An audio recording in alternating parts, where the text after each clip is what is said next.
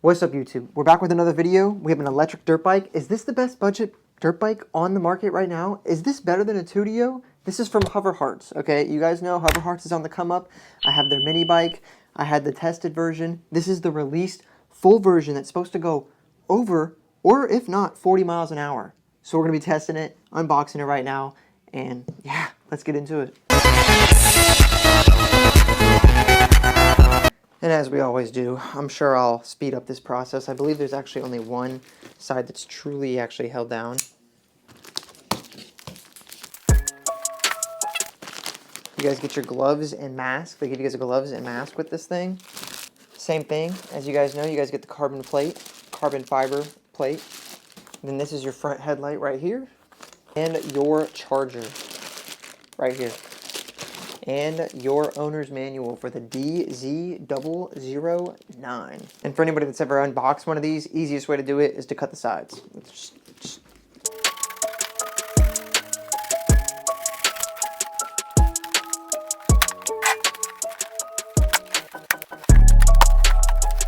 Okay, and so now this is the first look at the bike. This is the white version. The first version that we got was like the gold one. It's all gonna be gold, like gold rims or like gold wheels, but the actual lettering is gonna be what's different. So you guys can get white, gold, or black.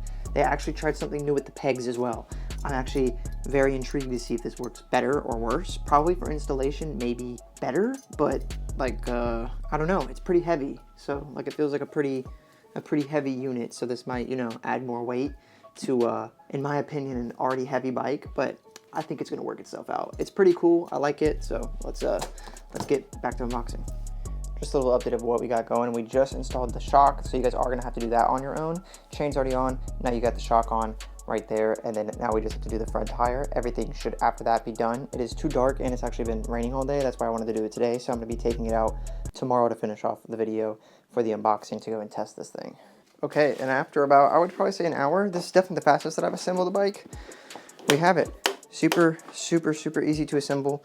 Okay, so this is what they changed, guys. We have support back here. So for people that do wheelies and stuff like that, you guys are gonna have support so your fender's not gonna immediately break off, which is honestly great.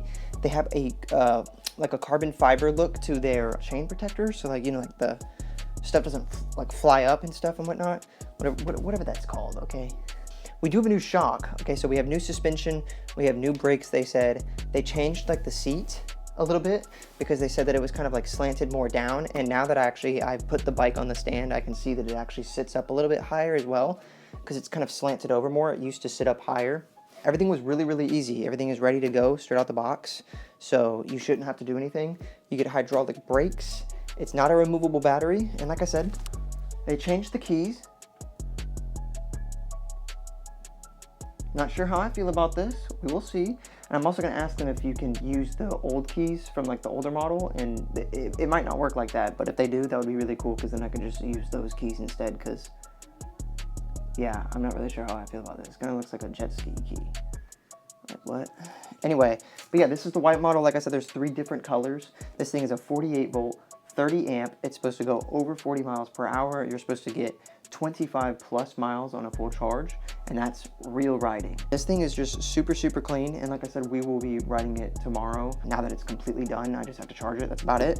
And well, I have to add the screen as well, and then I'm actually gonna go ahead and take off my handlebar piece that's on the old model and put it on the new model, and then this thing is ready to go. I am super excited for this. I checked all the bolts, everything is completely tightened, everything is ready to go on this bike. I didn't even ride it over here, I literally walked it over here. So whenever we take it for like the speed test, it's gonna be a completely first test ride for me as well on the new model. Like I said, the thing is supposed to do 40 miles an hour, if not a little above it. We got the Thrill Seekers Fast Race and the Guts decal. This is the white bike.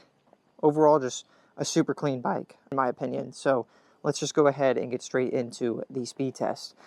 And yeah, like I said, they got these new keys. I don't know how I feel about it. I added on like this little spinner, which I can't even do with my gloves on, but I don't know how I feel about it. I mean, like, I guess I get it, but we also have to hit the kill switch because we don't even have a brake light or a brake sensor.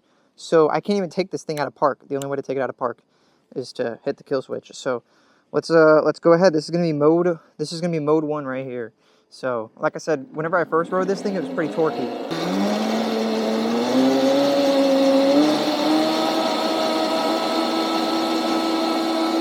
17. So we'll go ahead and pop it into mode 2.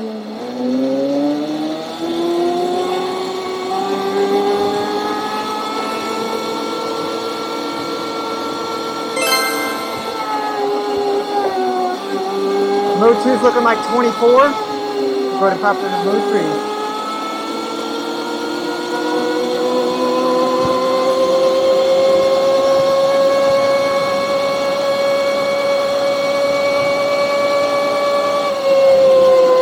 Okay, so we just hit 30 just now. I don't know if we got like enough of a space. I wonder if they changed the sprocket size. No, it's a 420/60 tooth still. So we are getting like that torque, but to be honest, in that third mode, it's definitely like really like manageable, if that makes sense. I guess to ride in. So let's go ahead and try just straight mode 3. Let's see if we can't 36.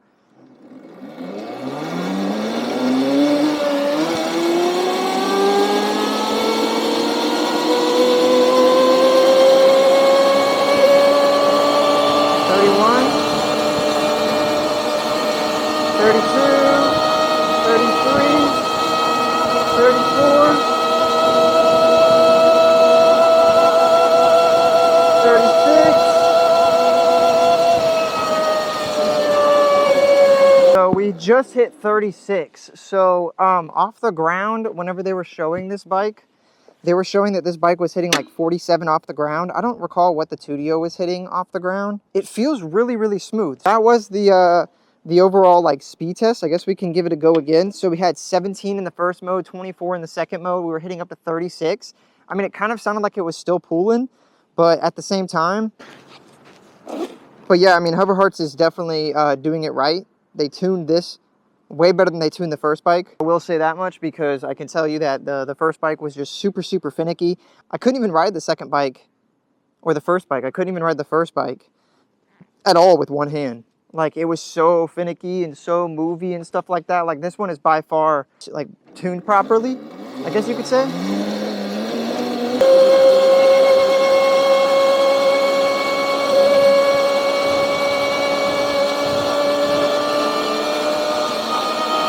Now we're downhill.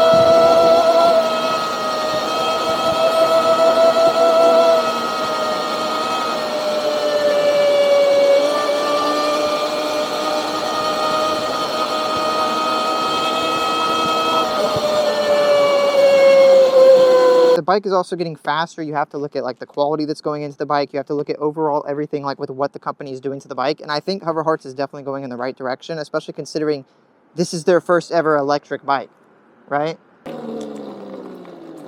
So now I'm actually not going to be taking this thing off-road, but I am going to be getting some freaking cool pictures of this thing. So let's go ahead and get straight to the photo shoot. Before we get started riding again, let's just go ahead and discuss like my first thoughts. The second version, way better. I couldn't even get the first version to get past like 30. I think it was 30 miles per hour. This one's hitting up to like 36, 38. So that's super cool. We got the upgraded speed.